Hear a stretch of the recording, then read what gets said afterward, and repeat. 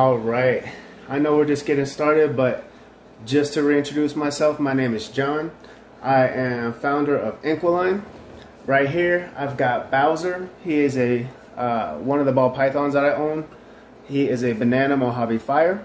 What's up, Lewis? What's up, Art, Chibi? And Morrison Milestones. What's up, guys? Yep, 1,000 today. But yeah, so right now I've got Bowser with me. He's just wrapped around my neck kind of tight. Usually he gets pretty antsy when I pick him up. Not antsy when I pick him up, but my snakes get real comfortable real fast. So they like to go everywhere. What's up, Con Worker One? What's up? What's up? All right. So actually, as part of my live today, I'm just going to kind of explain what my brand is about, kind of how I got here, and just a little bit about myself. So I am John at Inquiline. Inquiline, the reason for my brand is, I'll just explain it. An Inquiline is an animal that lives in the nest, den, or possibly even the body of another animal without harming it. Basically, it's a symbiotic relationship between two species of animals that are completely different. In the wild, this can be because of food, foraging, things like that. It can be because of grooming. It could be because of protection, or perhaps they just share the same dwelling space and feed off the same resources, things like that. It's what's up? Oh shoot, what's up, Austin? I see you on there. What's up, Andrew? What's up, guys? How's everybody doing? If you just joined right now, I'm just kind of explaining what my brand is. And an Inquiline is an animal that essentially coexists with another animal without harming it. So in nature, you'll find these situations between like a shark and that fish that goes on the side of it, or the bird and the rhino, or the giraffe or elephant, that bird that grazes off them, kind of feeds on ticks, things like that. In the sea, you'll find it a lot more as far as like corals, sea anemones, clownfish, things like that. So it's just something that I've really tried to kind of form my own sort of brands and message behind. What's up? Thank you for all the likes, guys. All right, what's up, Slithery Serpents? My brand, like I said, is about two coexisting animals. And then, like, for example, in the sea, you'll find it a lot with like sharks and other fish. The fish will be feeders on the sharks, protect them, things like that. And so I guess as far as my whole message goes, is I believe that you and I are individuals as far different potentially as an elephant is from, let's say, a jellyfish. I mean, they're just two separate animals. But in nature, sometimes we have to learn how to get along. Maybe we won't be swimming in the sea with the jellyfish, but you know what? We still are part of the same world, the same sort of environment and ecosystem. So as far as humans go, man, you and I might be different based between our religion, our race, our color, creed, how we grew up, our backstories, things like that. But that should never stop us from being able to find a common ground. I feel like we all have something to offer each other. We can all learn from each other, even if that person is the most opposite person of you from you on the entire earth. What's up, guys? Thank you so much for all the likes. It's pretty awesome. But yes, about my brand, I mean, my message and why I started this is because I have, I feel like a deep connection with people, with the earth. I just feel like we are all here for a reason. We all have something to offer each other and things like that. So kind of my brand wants to focus on creating that common ground. And I feel like animals and plants, the earth, is all something that we can connect with and something that we can really share a bond with. And so this vision sort of started about maybe about 15 years ago, maybe even longer, probably more close to 20. It was my great-grandmother. She died.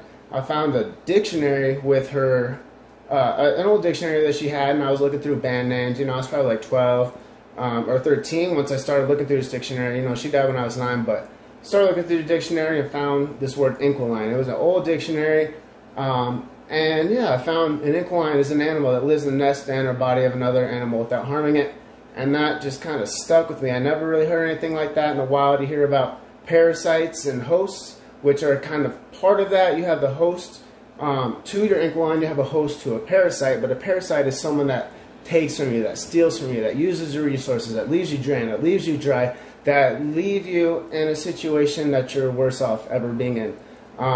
So that is something we don't want. There's a lot of parasites in this world, and I don't want to be one. You know, I mean, I might be the little guy, I might be the person that's you know, down at the very bottom of the totem pole, but you know what? I'm happy being there.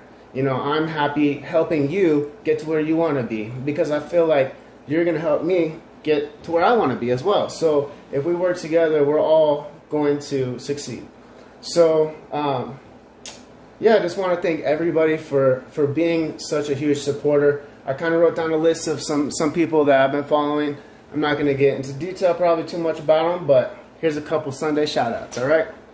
So I just want to thank people like Lenny Sneck, Proper Royal, Savage Creators, 403 Fauna, Eisenbarth Exotics, who is the first, I actually bought a snake from her out here in Colorado. Thank you for Southern Bred Exotics, Space Lizards Exotics, who is actually one of my local pet shop. It's not my employee, but I go to him at Beasties, a pet store and more. He's very helpful. I recommend checking him out. He's got Space Lizards Exotics on Instagram and on YouTube. He has 3 dwarf caimans, a couple tree pythons. His collection is dope. I want to thank you, City Morse, Breeders and Beyond. Breeders Beyond, because his account got hacked. Congrats for coming back. I know you're still trying to reach 5,000. Benji's Exotics Beauties. Drew's Got Critters, who helped me get to my 1,000. Thank you, Drew, if you're watching. I appreciate you. Thank you. And another great account to follow is Chloe's Creatures. She's pretty cool. She's amazing. But thank you, everybody who's been watching. All right. So, yes, build together. It's all right, man. I've been dealing with the reptiles all day. Been trying to do photo shoots, but I figured right now, you know, with Bowser, you guys might want to see my Scalus.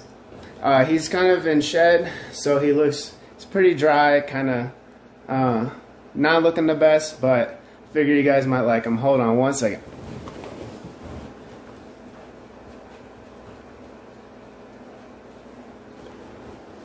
Alright, I just had him kind of running around on the floor. He's really not that hard to catch. But this is Adam. He is a pastel scaleless ball python, possible yellow belly. Got him at, actually got both of these guys through Beasties. Ron McClure is an amazing breeder, amazing reptile shop owner. I really recommend, if you find yourself in Pueblo, to go there. Find them on Morph Market. But this is Adam. Say hello. He's really cool. He's going through shed, like I said. But he is kind of the foundation to a lot of my future breeding projects. Along with this guy. Oh, sorry, not gonna hit you. But oh shoot, Slayer Serpents. I said, what's up? What's up? Actually, McLovin' My Pets. What's up, Danny? All right, but yeah. So this is my pastel scaleless Adam. What's really cool about him is he's got a sister who's fully scaleless, and so I bought him because I knew that getting females is a lot harder. You got to wait multiple years. You got to wait 3 years about, and also I still have not heard a story of a scaleless female breeding. Have you guys? If you have, please say something in the comments. I'm waiting for it. I can't find a YouTube. I can't find a breeder who's breeding female scaleless. But males, I have this guy, and what's really cool about him is he has one fully scaleless sister, and then the rest are scaleless heads. There's a scaleless head champagne in the clutch. There's a scaleless head yellow belly in the clutch. There's a scaleless head pastel yellow belly. But when you look at them, what's really interesting is they what's up, guys? Everybody joining right now. Looks like I have a couple people in here. Sorry, I've been trying to wave to you a bunch. But anyways, what's really cool is you'll notice on the sisters, he has all sisters.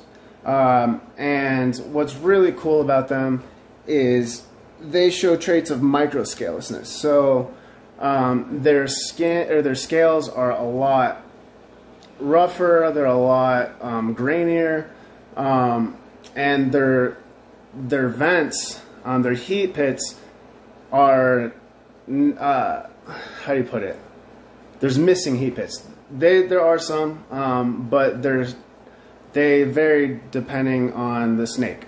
So from what I've learned, that is a trait of microscalousness. So I really want to prove him out. If he's microscalousness, then I would love to add that to a lot of things. Pastel scale, or excuse me, scaleless in general, they're really great pets, but they're like anything else that needs extra attention. I would say that they're not necessarily hard to keep, but you do need to take more measures to ensure the health of your animal.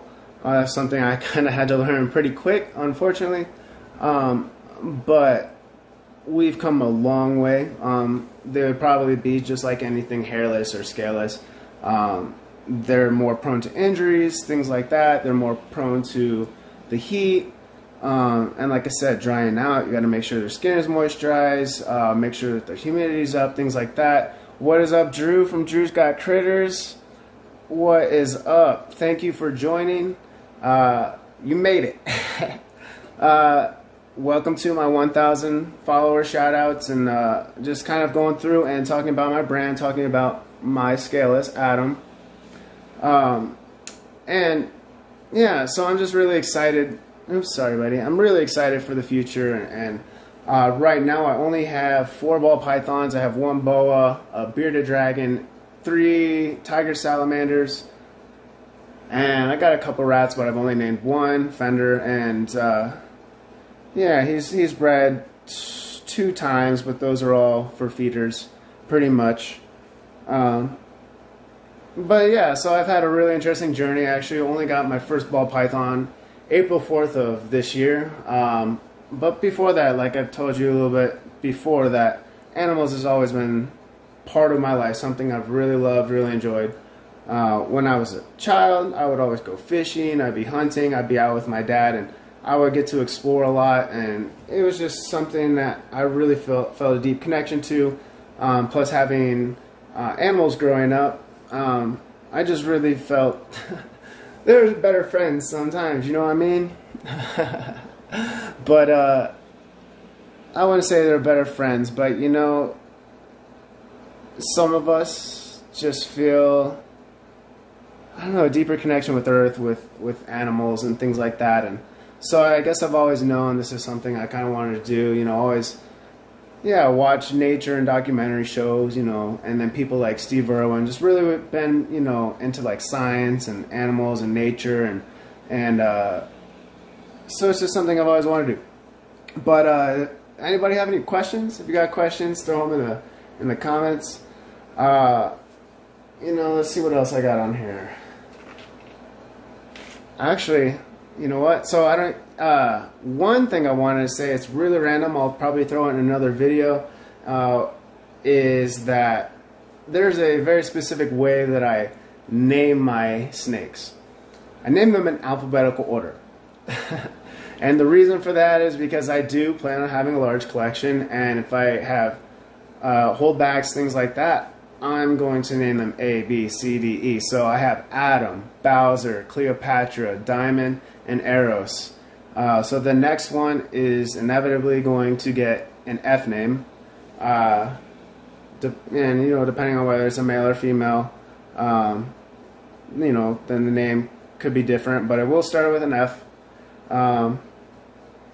And then G, then H, and till I get all the way to Z, and I cannot wait. But then, yeah, and then in the next generation, if I have twice that, just start over. I mean, I could do A1, A2, A3, Or, well, I guess it would be A1, B1. Well, no, excuse me.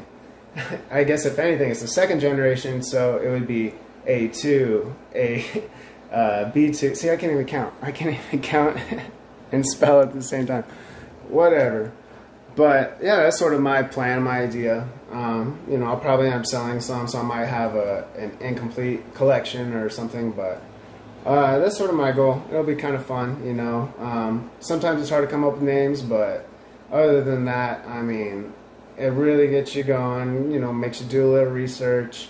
And shout out to Caitlin at Lenny's Neck. She actually named my last animal, which was my boa, my call boa. She named him Eros.